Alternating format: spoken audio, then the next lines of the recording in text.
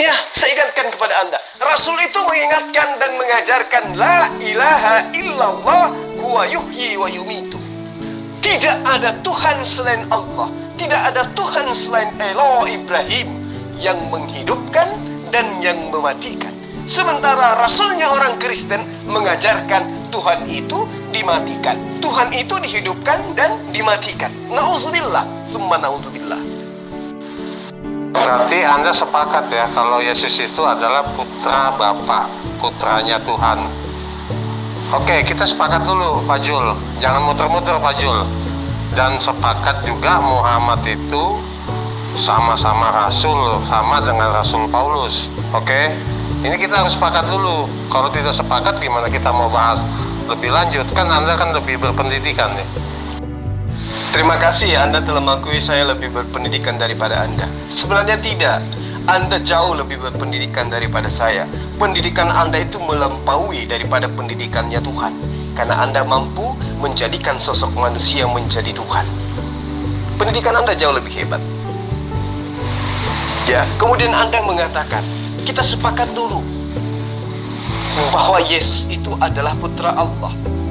Saya sepakat Yesus yang kau sembah itu adalah Yesus Bar-Abbas. Apa artinya Yesus Bar-Abbas? Yesus putra Bapa.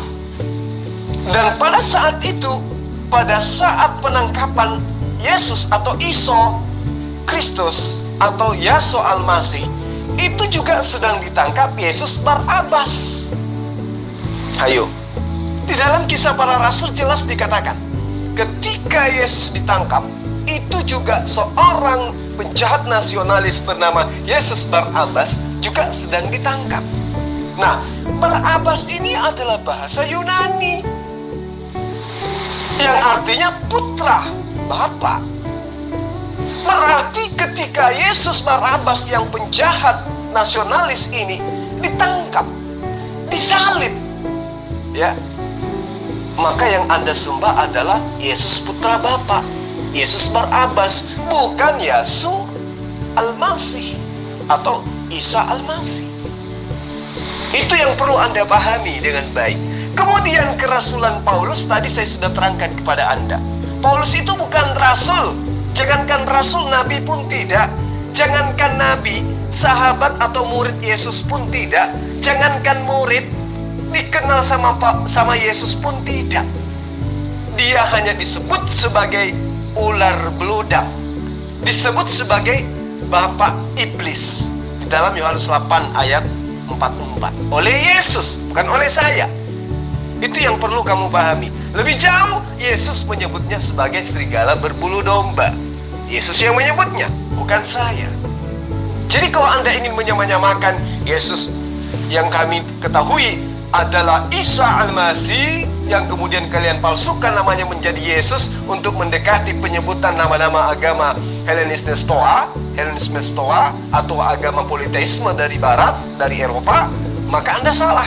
Karena yang saya maksud, Yesus Bar-Abbas itu adalah penjahat nasionalis yang ditangkap bersamaan dengan Yesus yang disalib di dalam kitab Anda sesuai dengan apa yang tertera dalam Kisah Para Rasul, yang kemudian Anda sebut sebagai Tuhan sesuai dengan pengajaran Yunani dan Romawi yang menjajah tanah Yudea dan Galilea pada saat itu. Anda cerdas, tapi masih butuh belajar. Jelaskan saja sama saya, siapa itu Israel? Israel itu keturunan siapa dan di mana mereka dulu hidup? Saya ingin tahu kesempurnaan kitab suci Anda. Tadi yang satu sudah KO. Saya sudah ambil kesimpulan, kitab sucimu tidak sempurna, kitab sucimu cacat, ya. Kitab sucimu itu adalah karangan Muhammad, ya. Tapi Anda harus membuktikan bahwa kitab suci Anda itu benar. Berarti pasti kitab suci memberikan informasi tentang Israel. Informasinya cukup. Karena nabi-nabi Israel kalian juga imani, dan ada nama-nama mereka dalam kitab ya. Berarti jelaskan sama saya, ya. Kalau Anda tidak bisa buktikan itu sama saya, tidak usah ngomong, ya. Anda mau pakai dasar apa mau ngomong? Tidak usah ngomong kalau Anda tidak bisa buktikan, ya. Ayo, siapa itu Israel? Siapa nenek moyang Israel? Dan di mana mereka hidup dulu? Ayo. Pendeta kumis kuning, umat Islam itu bukan umat penjilat. Al-Quran itu bukan buku biografi yang harus menuliskan tentang sejarah Abrahamaik secara lengkap. Nggak penting. Kalau Anda mengatakan Al-Quran itu tidak lengkap, hukum apa yang Anda cari dalam Al-Quran yang tidak ada? Semua sudah lengkap. Al-Quran itu adalah kitab hukum-hukum, bukan buku biografi yang cacat seperti kitab Anda. Anda mengatakan siapa nenek moyang Israel? Ya, nenek moyangnya tentu Abraham. Karena Israel berasal dari Yakub. Yakub berasal dari Ishak. Ishak berasal dari Abraham. Jadi nenek moyangnya adalah Abraham. Kan gitu. Nah, nenek moyangnya orang Papua siapa? Sehingga Anda mengaku bahwa Anda itu adalah Bani Israel. Nenek moyangnya orang Makassar siapa? Sehingga Anda harus mengajarkan tentang kekristenan kepada kami orang Makassar. Anda tentu tahu kan, nenek moyang daripada Bani Israel itu adalah Abraham.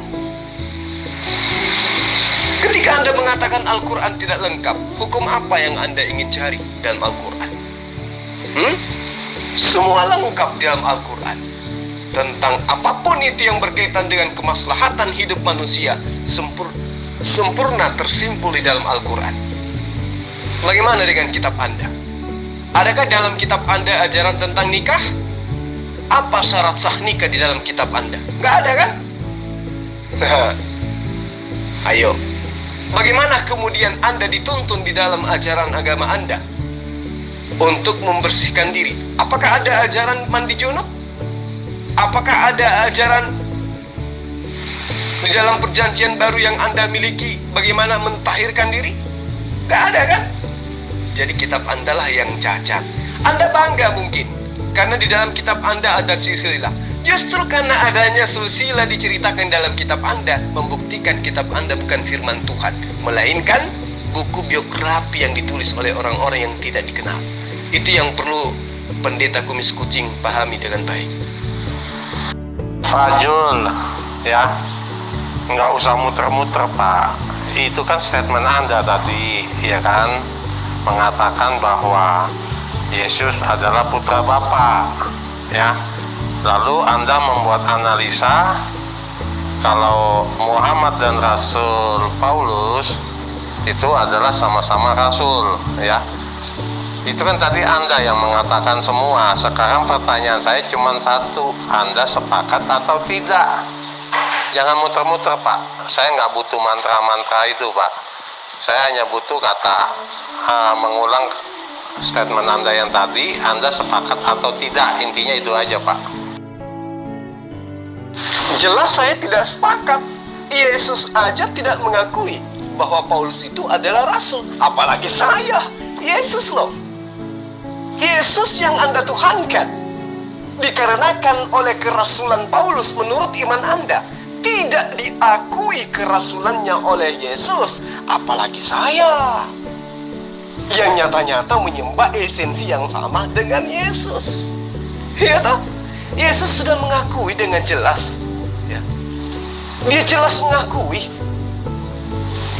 Wa iz qala Isa banu Maryam ya bani Israel inni rasulullah ilaikum musaddiqan lima bayna yaday minat Taurat. Yesus sendiri mengakui dirinya rasul. Bagaimana mungkin kemudian ada sosok yang tidak dikenal oleh Yesus menjadi rasul dan mengaku dirinya diutus oleh Yesus? Kalau Paulus itu utusan Yesus, dia tidak pantas disebut rasul. Dia disebut sebagai murid. Karena yang disebut sebagai rasul hanya utusan Allah. Yesus bukan Allah.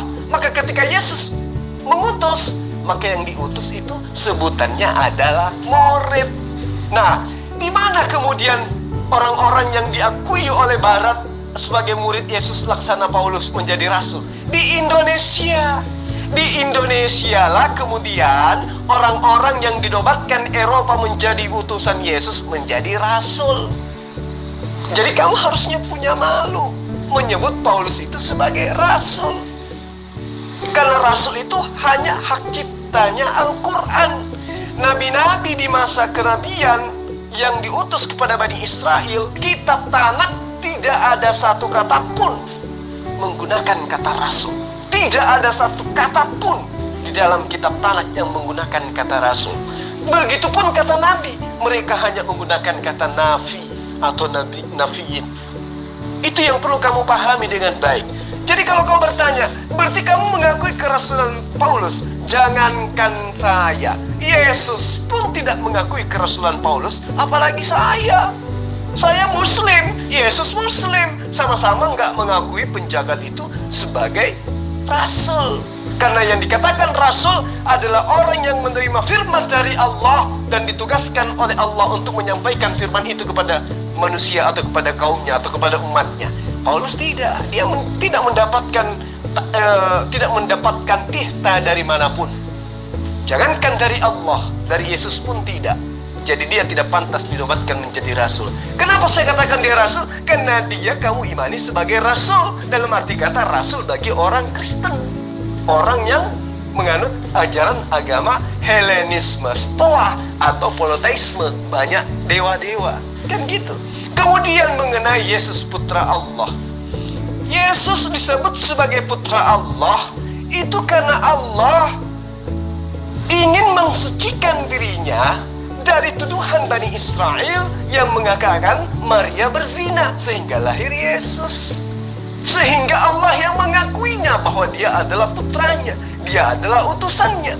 Layaknya Daud disebut sebagai putra sulung. Nah, layaknya nabi-nabi sebelumnya disebut sebagai putra atau anak-anak Allah atau putra-putra Allah. Artinya orang-orang yang dekat kepada Allah, orang-orang yang dimuliakan oleh Allah, orang-orang yang dikuduskan oleh Allah. Itulah yang dimaksud. Nah, adapun Yesus Barabas, Yesus putra Bapa, itu di dalam kitabmu yang disalib, yang kemudian kamu sebut, dan orang Roma menyebutnya dengan sebutan Yesus putra Bapa karena menggunakan kata Barabas, dan dia adalah penjahat nasionalis yang dikejar-kejar oleh kekaisaran Romawi kala itu. Ya, jadi Anda saudara harus belajar lagi, ya, karena kebenaran itu mutlak absolut, tidak bisa ditawar-tawar, hanya ada di dalam ajaran agama Islam. Oke. Saya kasih tahu kepada Anda. Saya tanya dulu kepada Anda. Mari kita bersoal jawab. Siapa malaikat yang berbicara kepada Muhammad? Siapa nama malaikat itu? A'udzubillahi minasyaitonirrajim. Bismillahirrahmanirrahim. Ini pertanyaan yang sangat bagus. Dinyatakan dalam Al-Quran, Qul man kana aduwal li Jibril fa innahu nazzalah ala qalbika bi'idznillah musaddiqan lima baina yadayhi wa hudan wa mubasysyiran lil mu'minin. Jadi jelas dikatakan bahwa yang datang mewahyukan Al-Quran kepada Muhammad sallallahu alaihi wasallam adalah malaikat Jibril. Itu dikatakan di dalam Al-Quran. Kalau Anda ingin lebih jelasnya, dikatakan makana aduwwan lillah wa malaikati wa rusulihi wa jibrilah wa mikalah fa innallaha aduwwan lil kafirin. Jadi jelas yang mewahyukan Al-Quran kepada Rasulullah Muhammad SAW itu adalah Allah melalui perantaraan malaikat Jibril. Sekarang pertanyaan saya kepada Anda, karena pertanyaan Anda sudah saya jawab, sekarang Anda yang jawab pertanyaan saya. Di dalam kitab Lukas 22, nanti Anda cari sendiri ayatnya. Kalau saya sebutkan Anda terlalu gampang, berarti Anda keenakan diajarin terus sama saya selaku penginjil.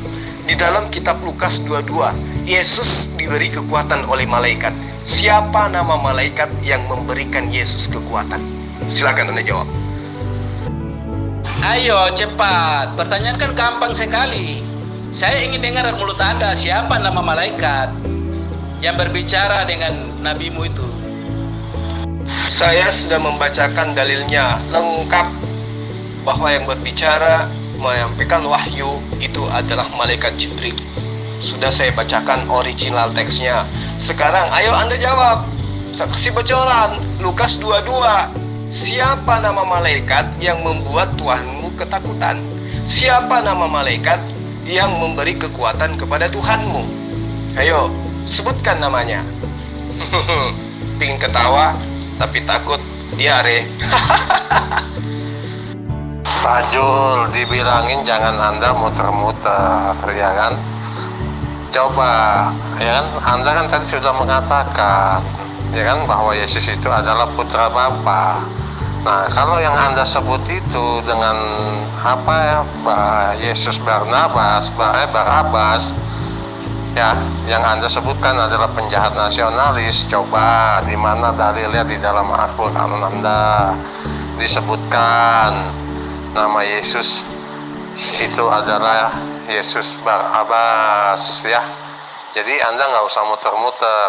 Sudah jelas-jelas di dalam bahasa Ibrani itu tidak ada yang namanya putra yang namanya Yesus Barabas. Sudah jelas-jelas bahwa itu adalah putra Bapa. Jadi Anda nggak usah muter-muter, nggak usah Anda ngeles. Yang pertanyaan saya adalah tunjukkan dalilnya. Kalau Anda tidak bisa menunjukkan dalilnya, berarti perkataan Anda ini adalah dusta. Ya, perkataan Anda ini adalah dusta.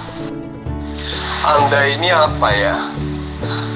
Yang saya maksud Yesus putra Bapa itu adalah yang disalib. Itu yang perlu kamu paham. Baca Matius 27 ayat 17. Ya, ada banyak orang mempertanyakan siapa sebenarnya Yesus Barabas. Jangankan orang-orang yang saat sekarang, masa dulu pun mereka bingung. Baca Kisah Para Rasul. Orang-orang sudah mengatakan Yesus mati, tapi Paulus mengatakan tidak, Yesus itu masih hidup. Nah, itu disebabkan karena apa? Karena adanya penjahat nasionalis bernama Yesus Barabas. Ini perlu Anda ketahui dengan baik. Ya, saya sedikit ingin mengajarkan Anda supaya Anda tidak bersembunyi di balik kata-kata yang saya sudah sampaikan kepada Anda. Di dalam Matius 27 ayat 16, ya, Barabas itu adalah seorang penjahat yang sangat terkenal. Lukas 23 ayat 19 dan juga ayat 25, ya, benar-benar saya nggak salah. Itu jelas beliau, Yesus Barabas ini dikenal sebagai seorang pembunuh. Ya toh? Barabas adalah seorang tokoh mesianis. Jadi Anda dibingungkan, ataupun orang-orang terdahulu dibingungkan, Yesus putra Maryam atau Yesus Barabas yang merupakan tokoh Mesias yang kemudian dilantik menjadi pengganti dewa Zeus yang dituhankan oleh orang Kristen. Nah, ada dua bentuk di sini, Yesus Barabas dan Yesus Kristus. Ada dua tokoh Mesias, ya, dua bentuk kepercayaan mesianis yang saling berhadapan. Jadi ini menjadi semakin jelas ketika saudara memahami dan memperhatikan bahwa nama Barabas berarti adalah anak dari Bapa atau putra Bapa. Ini adalah gelar mesianik tipikal, nama ideal yang merupakan pemimpin utama bagi gerakan mesianis. Pemberontakan Yahudi besar yang berakhir kira-kira tahun 132 dipimpin oleh Bar Kokhbah, anak bintang. Itu juga diambil dari kata bar yang berarti putra atau anak bintang, sama dengan Barabas, putra Bapa. Jadi di dalam Al-Quran itu tidak ada penyebutan-penyebutan seperti itu. Anda salah, Anda keliru memahami penjabaran saya. Saya hanya ingin mengatakan bahwa yang dikatakan kemudian pengakuan Yesus Kristus di dalam kitab Anda bahwa dia bela diri, saya ini adalah putra Allah, dalam arti kata dia itu adalah utusan Allah. Berbeda dengan pemahaman, ya, adanya pemahaman mesianis yang mengatakan bahwa Yesus itu adalah putra bintang, atau Yesus itu adalah putra Bapa dalam arti kata Apollo, yang kemudian disembah oleh penganut-penganut penganut ajaran mitologi Yunani dan Romawi kala itu, dan dia adalah penjajah bangsa Yudea dan juga bangsa yang hidup di tanah Galilea. Itu yang perlu kamu pahami. Nggak usah, sesembahanmu itu batu. Jangan lagi bicara, bapakku lagi bilang lagi bikin patung, goblok lu itu. Ya, dasar anak iblis, anak setan, pencuri, pendusta, penipu. Ya, sudah terdesak mulai memfitnah kiri kanan. Dasar goblok. Orang-orang seperti kalian ini mendatangkan bencana atas bangsa ini. Ya, atas kampungmu, atas kotamu. Ya, bukannya bertobat, terus berkelit, bukannya mengaku salah. Kalian stop ya, aku bilang. Kalau tidak bisa jawab, tidak usah lagi bicara. Lebih baik kalian pulang tidur, istirahat, urus keluarga kalian. Ya, istirahat saja. Otak kalian tidak mampu, kalian tidak tahu kebenaran. Apa itu kebenaran kalian tidak tahu. Yang kalian tahu hanya dusta saja. Ya, pencuri, penipu, ya, pembohong, itu kalian. Ya, anak-anak bapa segala dusta. Ya, anak-anak iblis, anak-anak setan. Ya, berhenti. Koreksi diri sendiri. Bertobat selagi masih hidup. Ya, selagi masih bernafas, sebelum nafas itu diambil oleh sang pemilik. Yang tadi Anda bilang tuh, Yah Elohim, Israel itu pemilik hidup. Sebelum dia ambil nafasmu, lebih baik Anda bertobat sekarang ini. Ya, sebelum dia ambil nafasmu. Ya, Allah yang kau bilang Allah, dia bukan siapa-siapa. Ya, bukan siapa-siapa. Karena malaikat saja tadi Anda bilang Jibril. Kenapa bukan Jibril?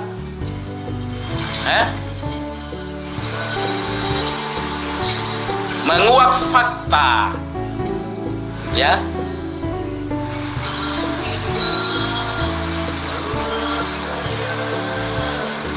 membuka kesadaran dari setiap orang yang akal dan pikirannya dibutakan oleh hawa nafsu daging, yang pikirannya siang malam 72 bidadari, tanpa pernah memikirkan manusia nanti mati itu seperti apa. Apakah benar ada 72 bidadari? Apakah benar ada pesta seks? Mau pesta-pesta di sini saja. Jawa itu kan pusat pelacuran.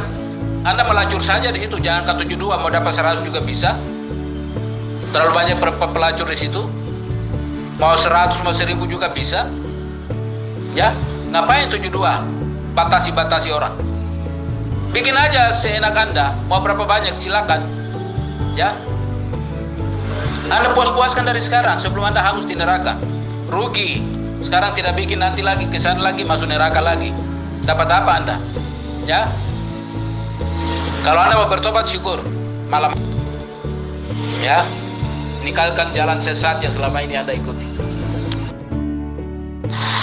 Loh, kenapa jadi kesurupan kayak gini? Bukankah setiap pertanyaan Anda itu sudah dijawab dengan baik?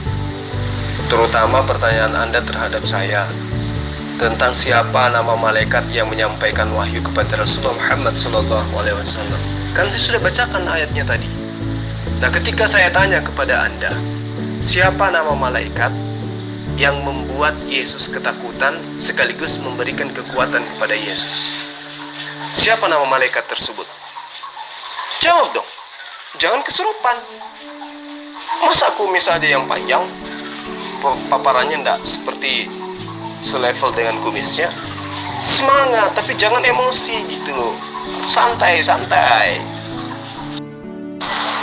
Oke, kalau tidak ada lagi tanggapan dari Pak Zulkifli Abbas mengenai dialog hari ini bersama saya, IM Kio, bahwa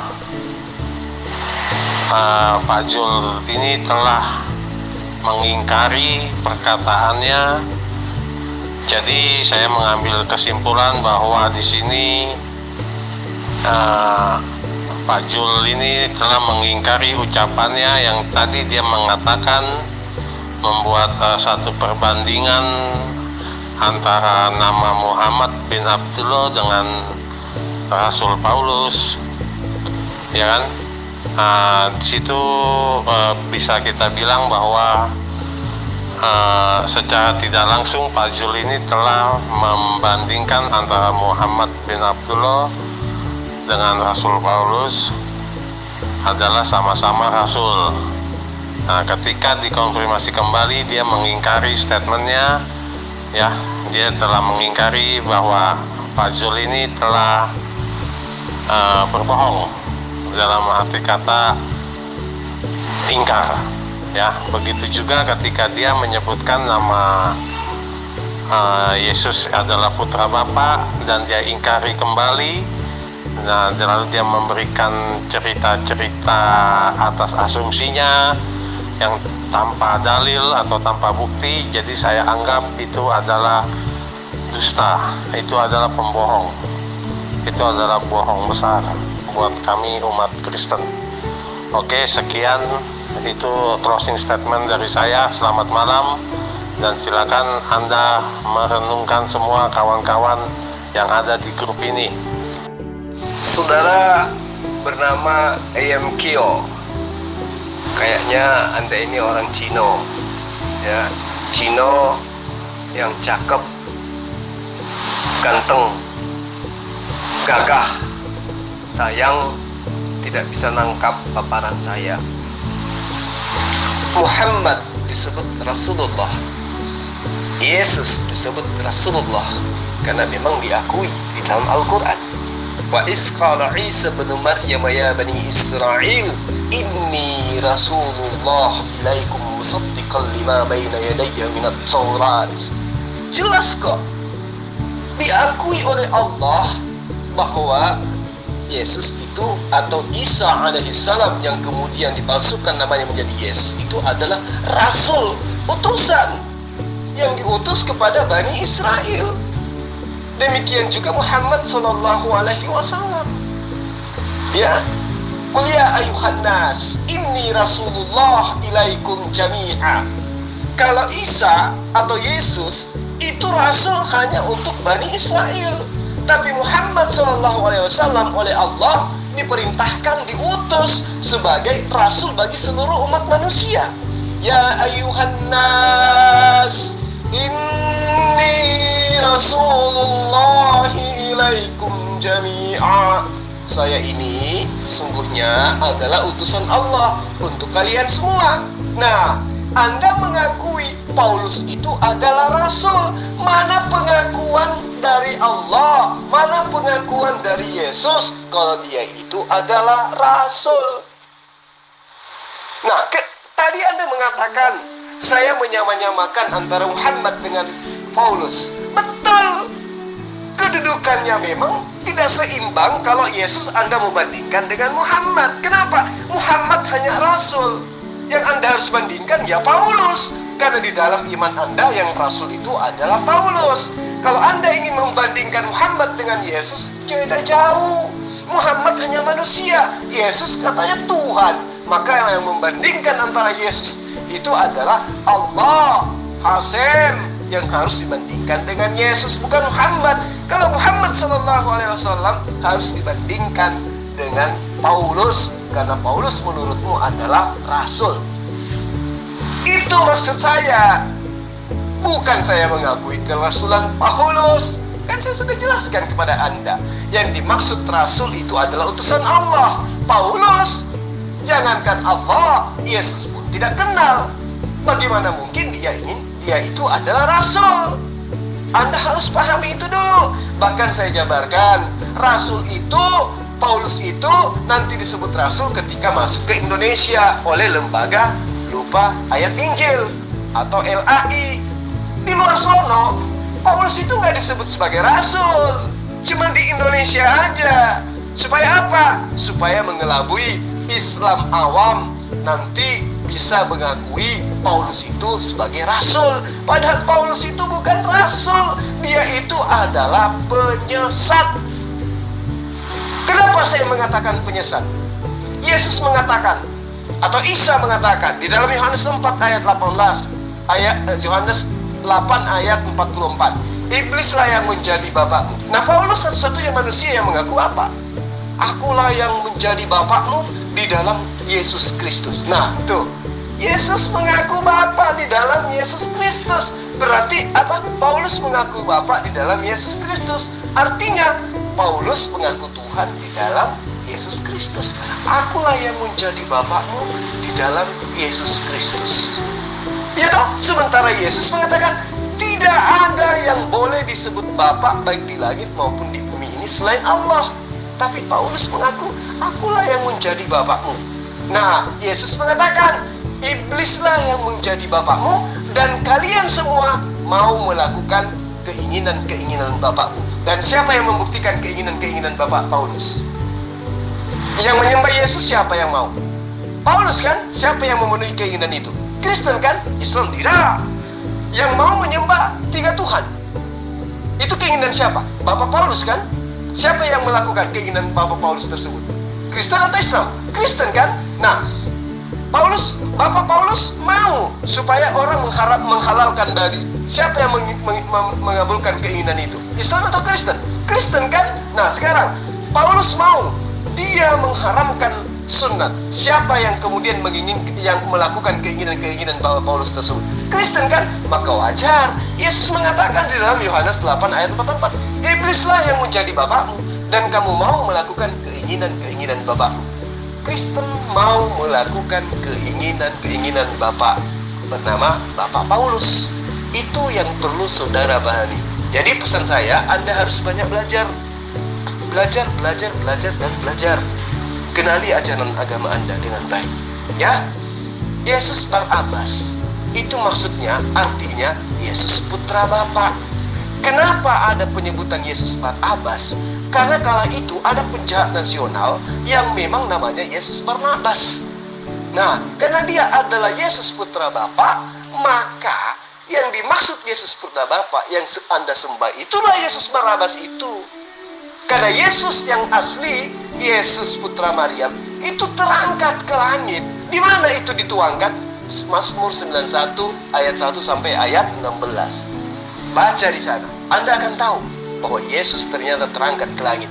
Yang disalib itu adalah Yesus Barabas sesuai dengan kitab Anda sendiri. Ya, sebagai penginjil saya sudah melakukan tugas saya sudah mengajarkan kepada Anda semua. Ada beberapa pendeta di sini, ada pendeta dari Papua, ada Triple G dari Malaysia, Anda entah dari mana, dari Cina kali. Semua saya sudah ajarkan Anda seperti apa sebenarnya Anda harus hidup di dalam beragama supaya Anda bisa selamat. Tapi kalau Anda masih ingkar, masih ada besok waktu untuk saya menginjili Anda. Silakan kita berdiskusi dengan baik, tanpa menghujat, tanpa bawa suku, tanpa saling mencela dan lain sebagainya. Bercanda boleh ya, tapi untuk menghujat, tolong jangan saling menghina dan menghujat. Demikian dari saya.